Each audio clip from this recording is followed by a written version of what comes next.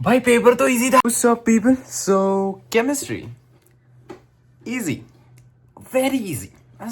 क्या बात, उतना इजी नहीं था क्योंकि मेरे फुल नहीं आ रहे, मगर इजी तो बहुत था। स्पेशली आफ्टर फिजिक्स ये देख के राहत काफ़ी मिली। दिमाग को थोड़ा ऐसा हुआ कि नहीं चिंता मत कर, तू पढ़ा है पूरे साल, डोंट वरी, तू इतना भी खराब नहीं है, ठीक है। तो उस हिसाब का जा रहा है भाई। मैंने मेरे दोस्तों को भी पूछा और सारे दोस्तों ने अच्छा ही बोला, बहुत इजी पेपर था, ये वो एंड स्टफ स्टफ स्टफ। मगर फिर भी मैं तो क्या करके आऊँगा क्योंकि मैं तो है ना, तू पागल हो भाई।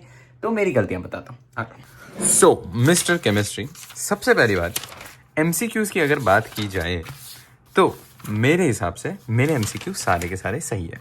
Okay, by the way it was set 3 मेरा, ठीक है। तो जिसको भी देखना हो देख लेना। आई डोंट नो इस बार कुछ सेट वेट का कुछ हुआ है नहीं हुआ, पता नहीं, मुझे तो मेरा वाला ईजी लगा भाई, ठीक है। मोस्टली मेरे हिसाब से तो अभी तक जहाँ पे हमने देखा है उस हिसाब से MCQ तो भाई सारे के सारे मेरे सही है, ठीक है।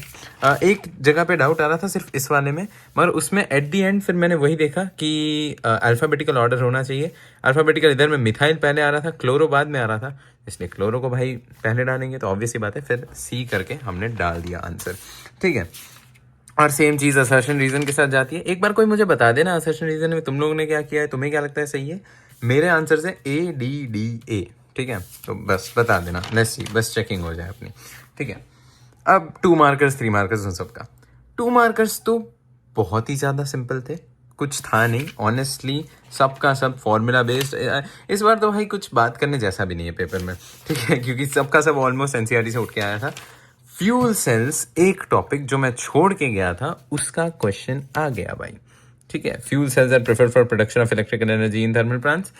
ऐसा इसलिए होता है, मैं तो ऐसा लिख के आ गया कि because fuel cells are spontaneous, तो वो अपने आप रिएक्शन कर देंगे, ये वो। मगर एक्चुअली NCERT में लाइन लिखी हुई है कि वो इसलिए यूज़ होता है क्योंकि उनकी एफिशिएंसी काफ़ी ज़्यादा होती है, ठीक है। The efficiency eight which these people produce their energies वो 70% होती है, और थर्मल प्लांट्स की सिर्फ 40% के आसपास जाती है, इसलिए दोज आर प्रेफर्ड।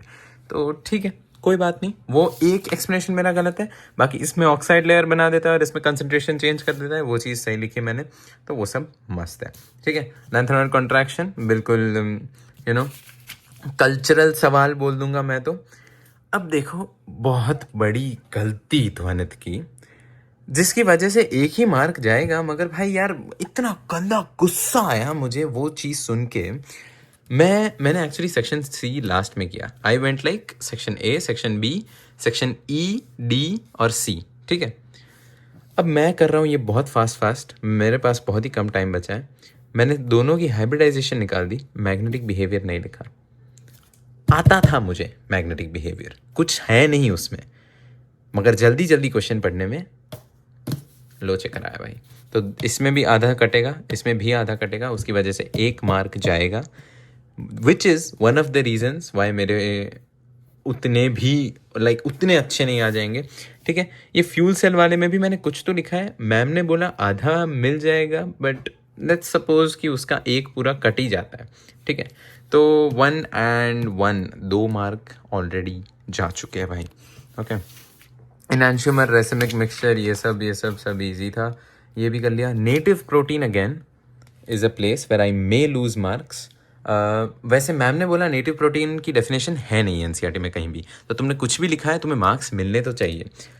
फिर भी अगर हम सोचें कि नेटिव प्रोटीन और ये पूरे क्वेश्चन में आधा मार्क कट जाता है, क्योंकि मेरे को लग रहा है आधा जितना कटेगा, आधा या 1 अगर मैं मान लूँ भाई, तो 67 आएंगे, ठीक है।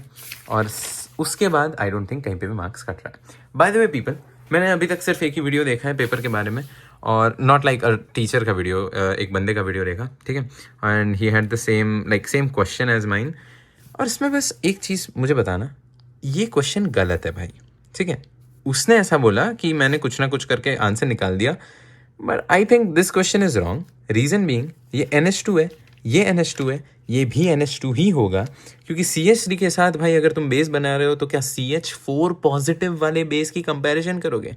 और अगर वो चीज़ आई मीन व्हाट्स हैपनिंग, ठीक है, कुछ वो कहाँ कौन से ऑर्बिटल में H लेगा कार्बन?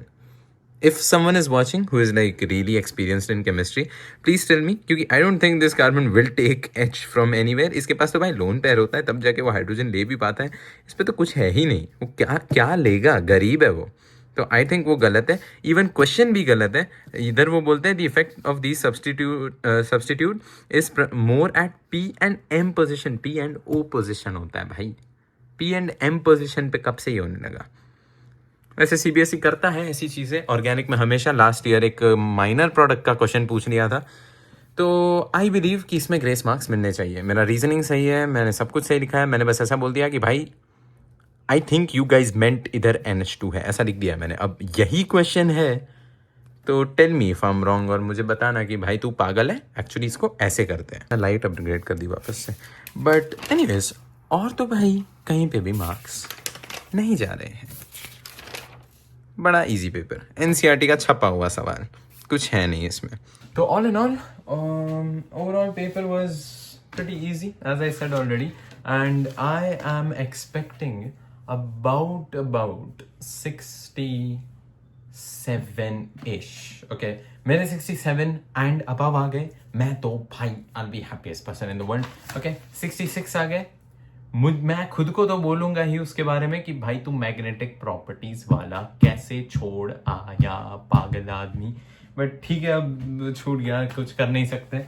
अटेम्प्ट 2 जैसा कुछ होता नहीं है, which you know which shows us कि भाई नहीं, ध्यान देना चाहिए. ये एक ही पेपर है, ध्यान से पढ़ो, पूरा पढ़ो. भले जल्दी तुम्हें टाइम भले जा रहा है, मगर आराम से दो ना यार, एक बार देना है ये पेपर जिंदगी में. तो yes, that's pretty much about it. Manifesting के मेरे 67 के ऊपर ही आएंगे भाई. ठीक है. But about the next plans now, maths के लिए क्या करना है. मैथ्स के लिए मैं सिर्फ RD शर्मा करने वाला हूँ. ठीक है. CBSE like previous year questions, NCERT के क्वेश्चंस और NCERT एग्जाम्पलर के क्वेश्चंस, वही चीज़ जो RD में दी हुई है. मैं अलग से NCERT एग्जाम्पलर नहीं खोलूंगा. मैं NCERT एक्सरसाइज तो खोलूंगा अलग से most probably, but basically just solving जितना ज़्यादा हो सके उतना. And one more mistake that I realized from chemistry was that कि पहले अगर मैं पेपर देख लिया होता, प्रीवियस ईयर पेपर्स, और देखा होता कि भाई मुझे बैटरीज नहीं आता, मुझे वो KMnO4 और वो वाले रिएक्शंस नहीं आते जो लाइफ पे आते हैं, उन लोगों को पता भी होगा कि मैं बहुत टाला उस चीज़ को. मगर आई थिंक राइट नाउ मेरे को ऐसा लग रहा है कि भाई मैं हर रोज सिर्फ उसे आधा घंटा भी दे देता ना रात को सोने से पहले, सपोज करके सो गया, तो आज वो गलतियां नहीं होती यार. बैटरीज सही हो जाता, इक्वेशंस सही हो जाते, और मेरे मार्क्स उसमें फुल आ जाते, और मेरे मार्क्स आज टोटल बन जाते 68-69 के आसपास. स्टिल बायोमोलिक्यूल्स तो ले ही लेगा मार्क. तो बट अब देखते हैं भाई, जो हो देखा जाएगा. ठीक है. I am personally happy. It's over, nothing else. ठीक है. अब मिलते हैं अगले वीडियो में. तो फिर तुम लोग मुझे बताना प्लीज़ कैसा गया तुम्हारा पेपर कमेंट्स में. ठीक है. मैं पढ़ूंगा, मोस्ट प्रॉब्ली ट्राई करूंगा रिप्लाई दूँ. ठीक है. बाकी लाइव वाले लोग आज 6:30 के आसपास मिलते हैं. ठीक है, शाम को. मोस्ट प्रॉब्ली उतने टाइम का आ जाऊंगा. अभी मेरे को सो जाना है क्योंकि मैं रात को कम सोया हूँ. ठीक है, चलो bye bye. All the best for next exam people. फोड़ के आना.